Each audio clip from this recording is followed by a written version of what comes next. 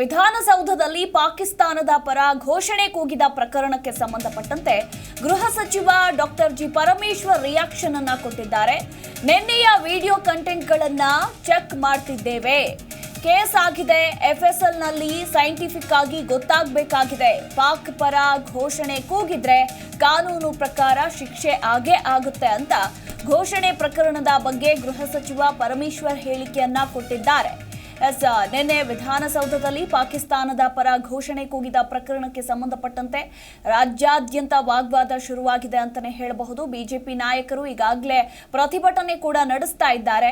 ಇನ್ನು ಇದೇ ವಿಚಾರಕ್ಕೆ ಸಂಬಂಧಪಟ್ಟಂತೆ ಈಗ ಗೃಹ ಸಚಿವರು ಹೇಳಿಕೆಯನ್ನ ಕೊಟ್ಟಿದ್ದಾರೆ. ನಿನ್ನೆಯ ವಿಡಿಯೋ ಕಂಟೆಂಟ್ಗಳನ್ನ ಚೆಕ್ ಮಾಡ್ತಿದ್ದೇವೆ. ಕೇಸ್ ಆಗಿದೆ. FSL ನಲ್ಲಿ ಸೈಂಟಿಫಿಕ್ ಆಗಿ ಗೊತ್ತಾಗಬೇಕಾಗಿದೆ. ಪಾಕ್ ಪರ ಏನಾದ್ರೂ ಘೋಷಣೆಗಳನ್ನ ಕೂಗಿದ್ರೆ ಕಾನೂನು ಪ್ರಕಾರ ಶಿಕ್ಷೆ ಆಗೇ ಆಗುತ್ತೆ ಅಂತ ಗೃಹ ಸಚಿವರು ಹೇಳಿಕೆಯನ್ನ ಕೊಟ್ಟಿದ್ದಾರೆ. ಯಾಕಂದ್ರೆ ಒಂದು ಕಡೆ ವಿರೋಧ ಪಕ್ಷದವರು ಪಾಕಿಸ್ತಾನ್ ಜಿಂದಾಬಾದ್ ಅಂತ ಘೋಷಣೆ ಕೂಗಿರುವ ವಿರುದ್ಧ ಆಕ್ರೋಶಗಳನ್ನ ವ್ಯಕ್ತಪಡಿಸ್ತಾ ಇದ್ದಾರೆ. ಆದ್ರೆ ಇತ್ತ ಕೈ ನಾಯಕರು ಅದು ಪಾಕಿಸ್ತಾನ್ ಜಿಂದಾಬಾದ್ ಅಲ್ಲ, ನಾಸಿರ್ ಸಾಬ್ ಜಿಂದಾಬಾದ್ ಅಂತ ಘೋಷಣೆಗಳು ಕೂಗಿರೋದು ಅಂತ ಹೇಳ್ತಾ ಇದ್ದಾರೆ.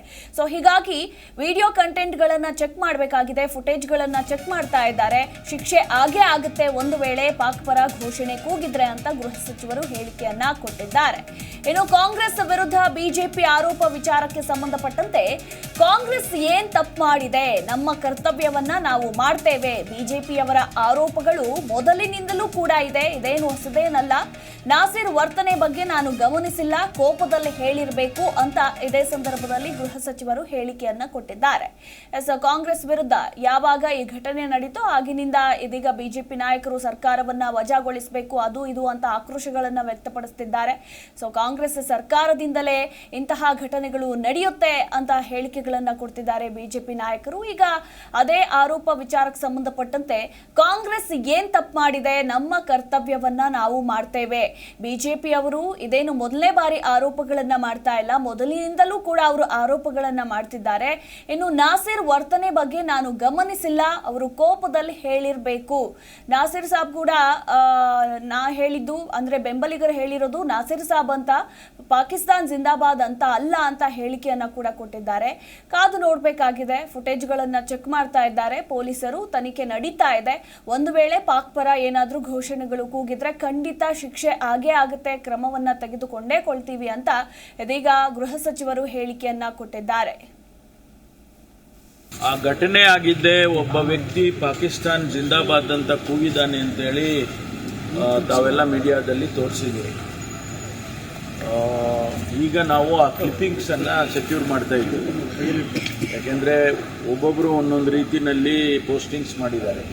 ಅಧಿಕೃತವಾಗಿ ಯಾರು ಚಾನೆಲ್ಗಳಲ್ಲಿ ತೋರಿಸಿದ್ದಾರೆ ಅದು ಆ ಕ್ಲಿಪ್ಪಿಂಗ್ಸನ್ನು ನಾವು ತೆಗೆದುಕೊಂಡು ಈಗ FSL ಕೊಡ್ತಾ ಇದ್ದೀವಿ.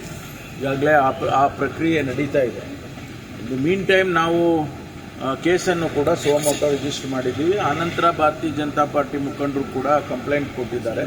ಅದನ್ನು ಅದಕ್ಕೆ ಸೇರಿಸ್ಕೊಂಡು FSL ನಲ್ಲಿ ಸ್ವಲ್ಪ ಹೌದು, ಯಾಕೆಂದರೆ 2 ವರ್ಷನ್ ಇದೆ. ಕೆಲವರು ಹೇಳ್ತಾರೆ ಪಾಕಿಸ್ತಾನ್ ಜಿಂದಾಬಾದ್ ಅಂತ ಹೇಳಿದರು ಅಂತ, ಕೆಲವರು ಹೇಳ್ತಾರೆ ಇಲ್ಲ ಅದು ನಾಸಿರ್ ಹುಸೇನ್ ಜಿಂದಾಬಾದ್ ಅಂತ ಹೇಳಿದರು ಅಂತ. ಅದಕ್ಕೆ ಸೈಂಟಿಫಿಕ್ ಆಗಿ ಗೊತ್ತಾದರೆ ಒಂದು ವೇಳೆ ಪಾಕಿಸ್ತಾನ್ ಜಿಂದಾಬಾದ್ ಅಂತ ಅವನು ಯಾರಾದರೂ ಕೂಗಿದ್ರೆ ಅವನನ್ನು ಖಂಡಿತವಾಗಿ ಕಾನೂನು ಪ್ರಕಾರ ಏನು ಕ್ರಮ ತಗೋಬೇಕು, ಅವನಿಗೇನು ಶಿಕ್ಷೆ ಮಾಡಬೇಕು ಅದಕ್ಕೆ ಒಳಪಡಿಸ್ತೀವಿ. ಒಂದು ವೇಳೆ ಅದಿಲ್ಲ ಅಂತಾದರೆ ಅದು ಪ್ರಶ್ನೆ ಬರೋದಿಲ್ಲ. ಅದಕ್ಕೆ ನಾವು ಯಾರ ಮೇಲೆ ಒಬ್ಬ ವ್ಯಕ್ತಿ ಮೇಲೆ ಅವಲಂಬಿಸೋದಕ್ಕಿಂತ ಸೈಂಟಿಫಿಕ್ ಆಗಿ ಅದನ್ನು ಪರಿಶೀಲನೆ ಮಾಡಬೇಕು ಅಂತೇಳಿ FSLಗೆ ಕೊಟ್ಟು ಅದನ್ನು ಕನ್ಫರ್ಮ್ ಮಾಡ್ಕೊಳ್ತೀವಿ. ಸರಿ, ಕೇವಲ ಆ ಘಟನೆ ಆಗಿದ್ದೆ ಒಬ್ಬ ವ್ಯಕ್ತಿ ಪಾಕಿಸ್ತಾನ್ ಜಿಂದಾಬಾದ್ ಅಂತ ಕೂಗಿದ್ದಾನೆ ಅಂತೇಳಿ ತಾವೆಲ್ಲ ಮೀಡಿಯಾದಲ್ಲಿ ತೋರಿಸಿದ್ದೀವಿ. ಈಗ ನಾವು ಆ ಕ್ಲಿಪ್ಪಿಂಗ್ಸನ್ನು ಸೆಕ್ಯೂರ್ ಜಿ ಕನ್ನಡ ನ್ಯೂಸ್ ಈಗ ನಿಮ್ಮ ಮನೆಯಲ್ಲೇ ನೋಡಿ. ಎಲ್ಲ ಕೇಬಲ್ಗಳಲ್ಲಿ ಈಗ ಲಭ್ಯ.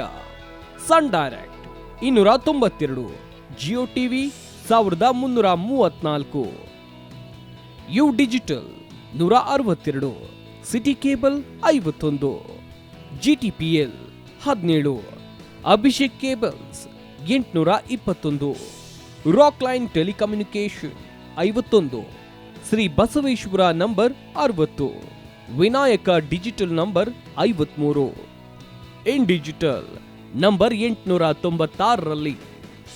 ನಿಮ್ಮಿಸ್ತದ ಜಿ ಕನ್ನಡ ನ್ಯೂಸ್ ನೋಡಿ ಆನಂದಿಸಿ.